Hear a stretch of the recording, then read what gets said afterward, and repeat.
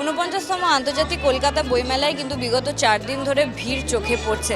আজকে প্রজাতন্ত্র দিবস এবং সকাল থেকেই কিন্তু মানুষের সংখ্যা অনুমান করা হচ্ছে একটু বেশি হবেই। তবে ভয়ের কোনো কারণ নেই, নিরাপত্তার ভয়ের কোনো কারণ নেই, কারণ এই বছর ৪৯তম আন্তর্জাতিক কলকাতা বইমেলায় রয়েছে ৯টি গেট এবং বিধাননগর পুলিশের চেক পয়েন্ট পেরিয়ে কিন্তু আপনাদের ঢুকতে হবে এই মেলা প্রাঙ্গণে।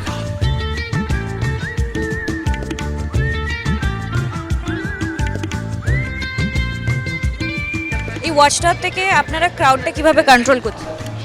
ওয়াচ টাওয়ার থেকে দেখছি যে কোথাও বেশি ভিড় জমেছে কিনা। বেশি ভিড় জমলে কন্ট্রোল রুমকে জানাচ্ছি, কন্ট্রোল রুম বিশেষ একটা টিম পাঠাচ্ছেন, তিনারা ভিড়টাকে স্বাভাবিক করছেন।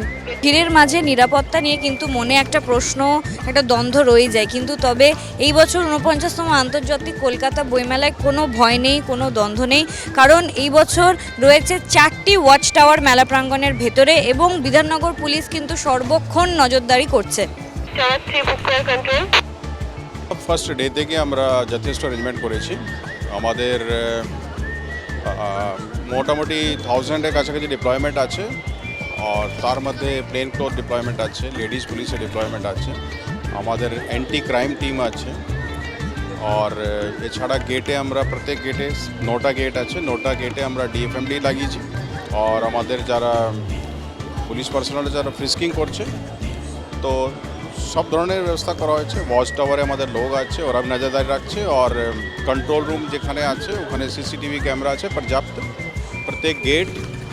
और ইনসাইড দ্য বইমেলা প্রাঙ্গণের মধ্যে भी जगह जगह सीसीटीवी ক্যামেরা আছে, সেগুলো ওরা ওয়াচ করছে আর নজরদারি রাখছে।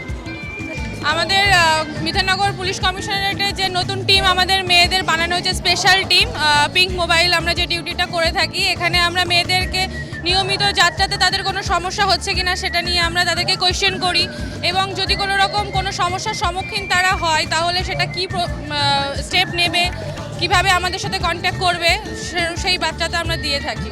বিভিন্ন সুরক্ষা ব্যবস্থা তো রয়েছে, এছাড়াও যদি মেলায় এসে কোনো রকম কোনো সমস্যার সম্মুখীন হন তাহলে বিধাননগর পুলিশ কিন্তু রয়েছে সারা মেলা প্রাঙ্গণ জুড়ে।